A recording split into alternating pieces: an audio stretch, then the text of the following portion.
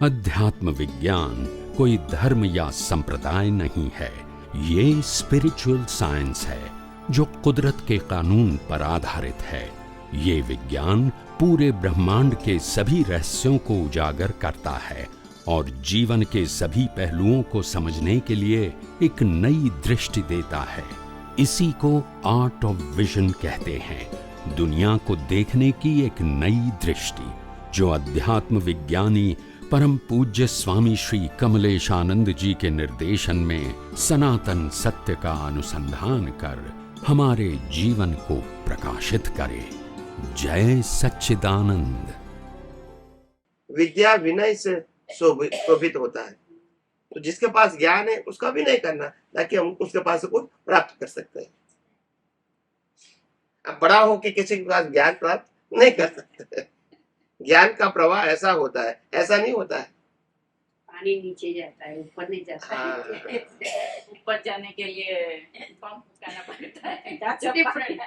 पानी क्योंकि एक राजा की कहानी थी। एक राजा के पास ऐसा उसके महल के अंदर, महल का जो परिसर था, उसमें एक यहाँ है वो आम का पेड़ था।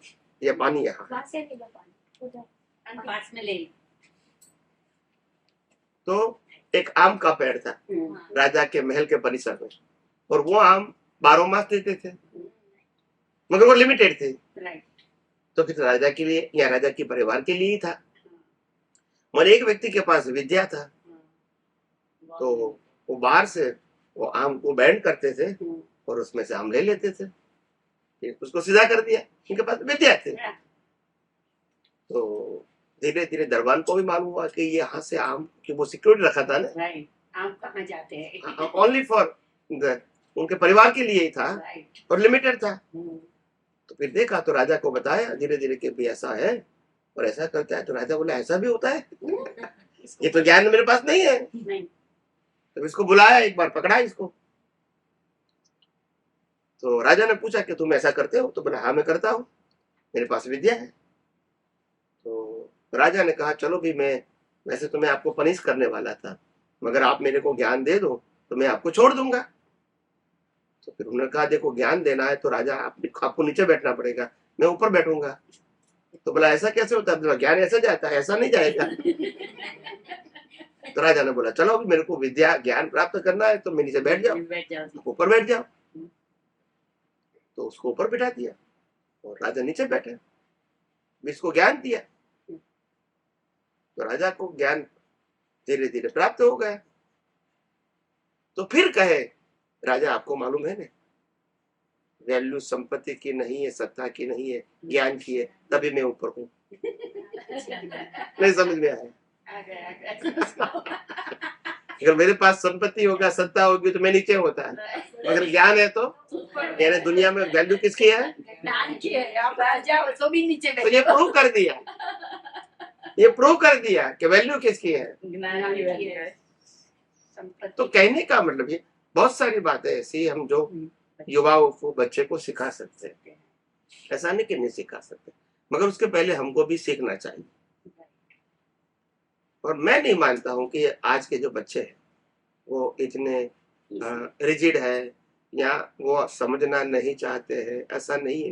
मगर आप इसको अगर रिचुअल्स के फॉर्म में बताओगे या सरेंडर के फॉर्म में बताओगे या एक रूल्स एंड रेगुलेशन के फॉर्म में बताओगे तो वो नहीं करेगा। आप कहो कि दुनिया में बहुत सारी बातें ऐसी है जो हमको जीवन जीने के लिए सीखने की जरूरत है। इसमें एजुकेशन भी एक हिस्सा है, सोशल लाइफ भी एक हिस्सा है, वहां का भी ज्ञान चाहिए बड़ों के पास से। धर्म भी एक ज्ञान होता है, आध्यात्म भी एक ज्ञान होता है, ये सब कुछ ज्ञान, सोसाइटी में कैसे जीना है ये भी एक ज्ञान होता है। तो हमको एज अ ह्यूमन सीखना चाहिए, कहीं से भी मिलता है तो सीखो। कहीं भी आपको पसंद आए वहां जाओ, बैठो, समझने की कोशिश करो और सीखो। आप समझे? आप फिर रूल्स बनाओगे तो फिर ठीक।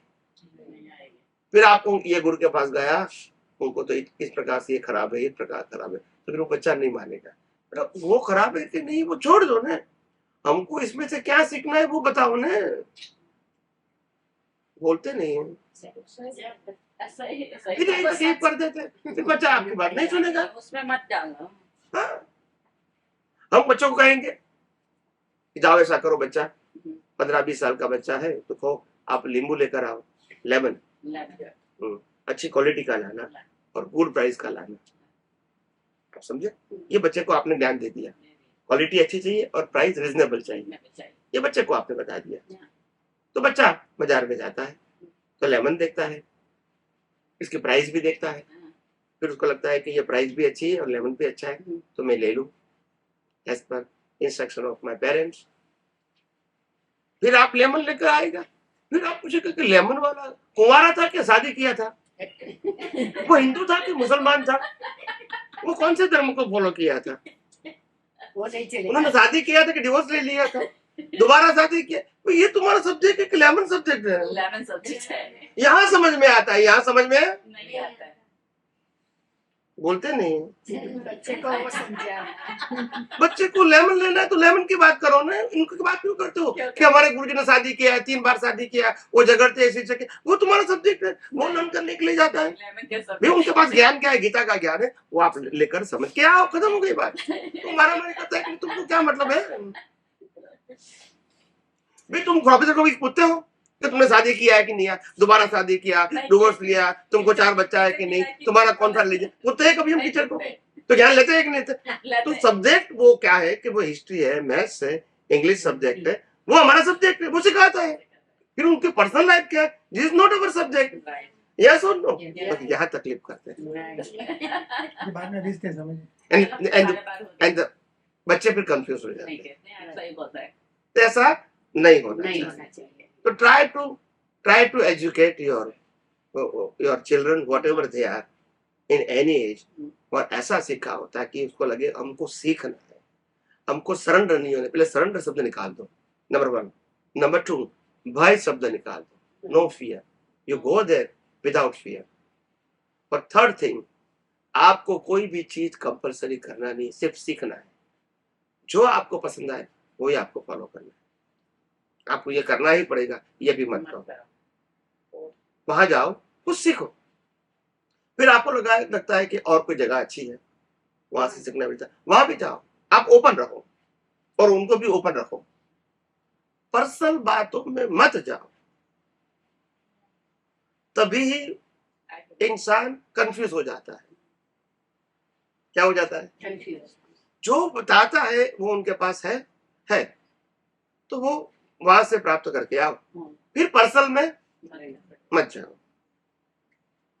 हम प्रोफेसर के पास जाते हैं, टीचर के पास जाते हैं, तो पर्सनल लाइफ में पूछते हैं कुछ कि भी उनका वो टीचिंग उनका कैसा है, वो सब्जेक्ट के ऊपर वो अच्छा है तो इनफ है। हम डॉक्टर के पास जाएंगे कि डॉक्टर हमको तकलीफ है, ऑपरेशन करना है, तो बोला डॉक्टर तो बहुत अच्छा है, स्मार्ट है, उन्होंने 5000 ऑपरेशन किया है, मतलब इज ए गुड एक्सपीरियंस, तो हम जाएंगे। फिर हम कहेंगे डॉक्टर ने शादी किया है कि नहीं किया है, डिवोर्स लिया है कि नहीं, उनके बच्चे कितने हैं, कौन सा धर्म है, वो हमारा सब्जेक्ट है।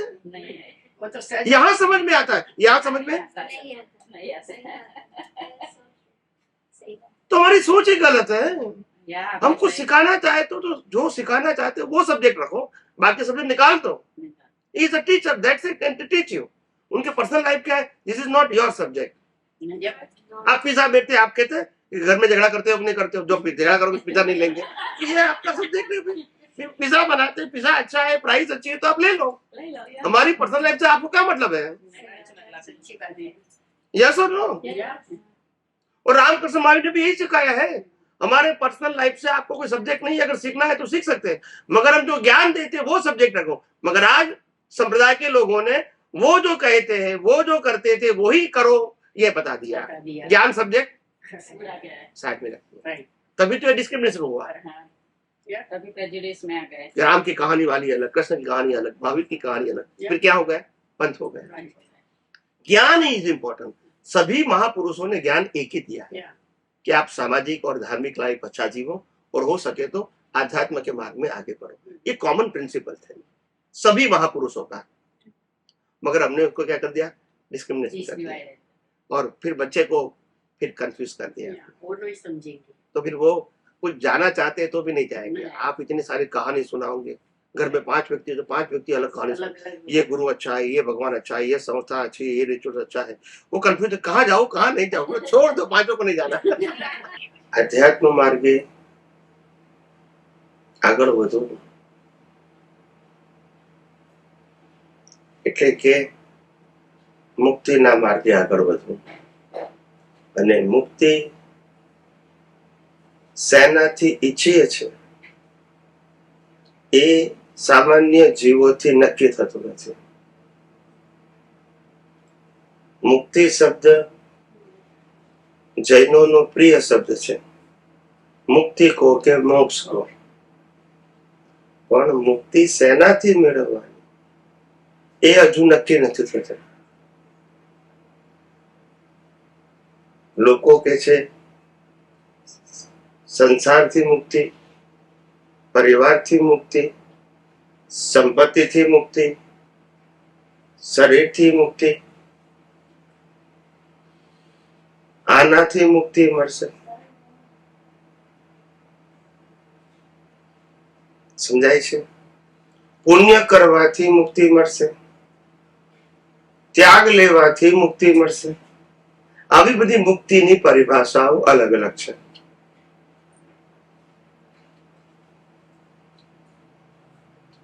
એમાં સાચી પરિભાષા શું છે એ ન સમજવાથી મુક્તિનો માર્ગ શું છે એ સમજાતું નથી.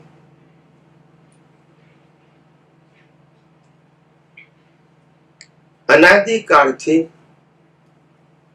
વિતરાગ પરમાત્માએ પણ તે જ કહ્યું કે મુક્તિ માટે શરીર છોડવાનું નથી, પરિવાર છોડવાનું નથી, સાધન સંપત્તિ સંબંધો છોડવાના નથી. કારણ કે એ તો કુદરતે આપ્યા છે ને કુદરત ફરજિયાત લઈ લેવાની છે. બોલતા નથી. એમાં ઓપ્શન છે? તો જેમાં ઓપ્શન ના હોય છોડવું પડે? બોલતા નથી. મારે મરવાનું ફરજિયાત છે તો મારે મરવું પડે? મરવાનું મારે ફરજિયાત છે કે ઓપ્શન છે? તો કે હું મરી જઈશ તો મોક્ષે જઈશ, એ ફરજિયાત છે કે ઓપ્શન છે? ફરજિયાત છે. જે ફરજિયાત છે મારું ડિસિઝન ચાલશે? તો જે કુદરત કરવાની છે એને હું પુરુષાર્થ માનું છું. આ સત્તા સંપત્તિ સંબંધ સાધન કોણે આપ્યા? કુદરતે. કોણ લઈ લેવાનું? તેમાં મારે ત્યાગ કરવાની જરૂર છે? બોલતા નથી. એમ નહીં, પણ એ આપણી પાસે રહેવાનું છે. તો જે વસ્તુ રહેવાની નથી એનો ત્યાગ કરવાનો, અને એને પુરુષાર્થ કહેવાનું. બોલતા નથી.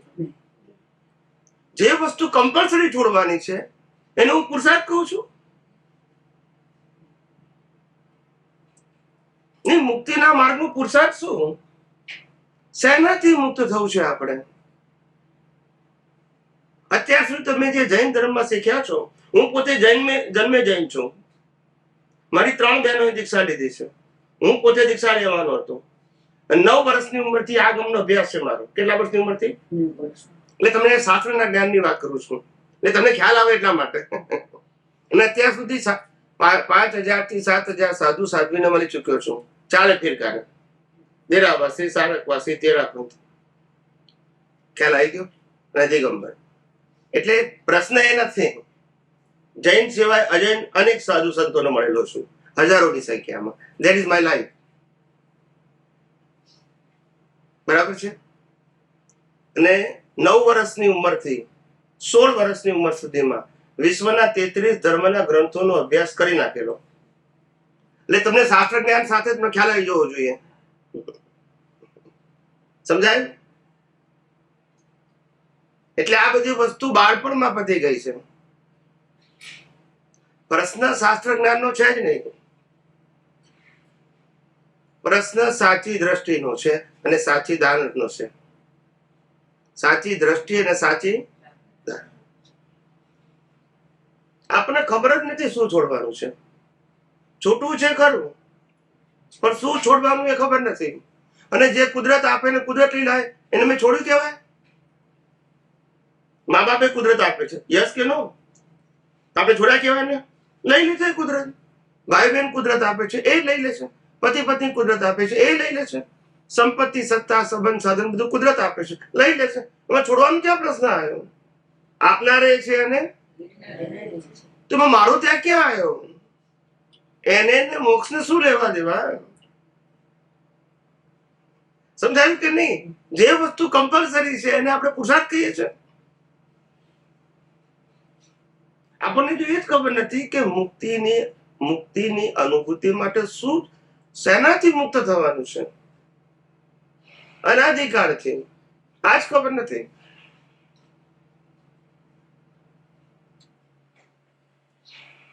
ધર્મ તો કહે છે પુણ્ય કરો, પાપ ન કરો, અને પાપ થાય તો પ્રાયશ્ચિત કરો. આ કે છે ને. પણ પુણ્યથી મોક્ષ છે? તો પાછો જોબ તો ટેલી થતો જ નથી કોઈ જગ્યાએ. ભગવાન મહાવીર પુણ્ય કરીને મોક્ષે ગયા ને, પુણ્ય કરીને ગયા ને. તમે શું કહો છો? કર્મો ખબર તે તો પુણ્ય કરીને કહે છે. મારી માન્યતા કે તમારી માન્યતા ક્યાં છે? એ સનાતન સત્ય કેવાનું, મારી તમારી આવી ક્યાં ગઈ? આપણે જન્મ ત્યારે મા બાપ જોઈએ એટલે કે મારી માન્યતા કહેવાનું કે બધાને જોઈએ જ ના. મારી માન્યતા કે મારા મા બાપ જોઈએ તો બીજા બધા ના જોઈએ. તે સનાતન સત્યો એમાં માન્યતા કેવી રીતે આવે? ઇટ્સ અ યુનિવર્સલ ટ્રુથ કે પાપ પુણ્યને આધારે જન્મ મરણ છે, અને પાપ પુણ્ય 0 થઈ જાય એનું નામ મોક્ષ. બોલતા નથી. યસ કે નો? અનાદિકાળથી આપણને એ જ ખબર નથી. છૂટવાનું અજ્ઞાનથી છે. શેના છૂટવાનું છે? જે અજ્ઞાનથી રાગ દ્વેષ થાય છે, જે રાગ દ્વેષથી કર્મ બંધાય છે, ને જે કર્મથી જન્મ મરણ થાય છે. છૂટવાનું અજ્ઞાનથી છે. છૂટવાનું અવસ્થાઓથી નથી, અજ્ઞાનથી છૂટવાનું છે. સમ્યક જ્ઞાન મળ્યા પછી અજ્ઞાન છે. હે? સમ્યક જ્ઞાન. સમ્યક જ્ઞાન મળ્યા પછી અજ્ઞાન જાય એ તો તમે અત્યારે જવાબ આપો છો. હું ક્યારનો બોલી ગયો છે ને છૂટવાનું છે, તારે જવાબ ના આપ્યો. હવે મેં કીધું કે અજ્ઞાન છૂટવાનું છે તો કે સમ્યક જ્ઞાન, પણ એ તો હું આગળ બોલું છું ને, હજુ તો એ ચેપ્ટર આવ્યું નથી. આપણે એક એક સ્ટેપમાં આગળ લઈ જવું ને તમને. અત્યાર સુધી જમ્પ જ માર્યો છે. અત્યાર સુધી જૈન ધર્મમાં કથા વાર્તાઓ સાંભળી છે, તપ જપ જ કર્યા છે ને પૂજા પાઠ જ કર્યા છે, જેનાથી પુણ્ય બંધાય. એ મુક્તિનો માર્ગ નથી પણ પુણ્યનો માર્ગ છે. વાત સમજવાની જરૂર છે. ને અજ્ઞાન કાઢવું એ મન વચન કાયાનો વિષય છે કે દ્રષ્ટિનો વિષય છે? બોલો. અજ્ઞાન કાઢવું એ દ્રષ્ટિનો વિષય છે કે મન વચન કાયાનો? જે બી દ્રષ્ટિ એવી એટલે મન વચન કાયા વચ્ચે આવતા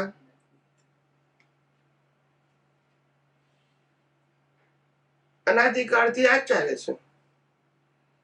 બદલવાની દ્રષ્ટિ છે અને બદલવા જઈએ છે પ્રકૃતિ. અનાદિકાળથી ક્યાં પોતાની પ્રકૃતિ બદલે, ક્યાં સામેવાળાની બદલે. આ જ ધંધા કર્યા છે અનાદિ અવતારથી. અને છેલ્લે બદલવા પ્રયત્ન કરવાનો અને આપણે બળી જવાનું, સામેવાળાને બાળી નાખવાનું. બસ આ આપણો બેનિફિટ. બોલતા નથી. એકબીજાની પ્રકૃતિ સુધારવા પ્રયત્ન કરવાનો અને પછી બેની પ્રકૃતિ બાળી નાખવાની. એ ઓપ્શન ખરો? ઓપ્શન ખરો? બાળવું એ માણસનું મૃત્યુ થવું એ ફરજિયાત છે કે ઓપ્શન છે? અને મરાય એટલે બાળવાનું ફરજિયાત છે. ઓપ્શન તો સુધારેલી પ્રકૃતિ કોને કામ લાગ્યું? એ તો બળી ગઈ. બોલતા નથી. ખબર જ નથી આપણે કે અજ્ઞાન શેનું છે. હું આત્મા છું એ જ્ઞાન પૂરતું નથી. એ બધાને કંઠસ્થ થઈ ગયું છે.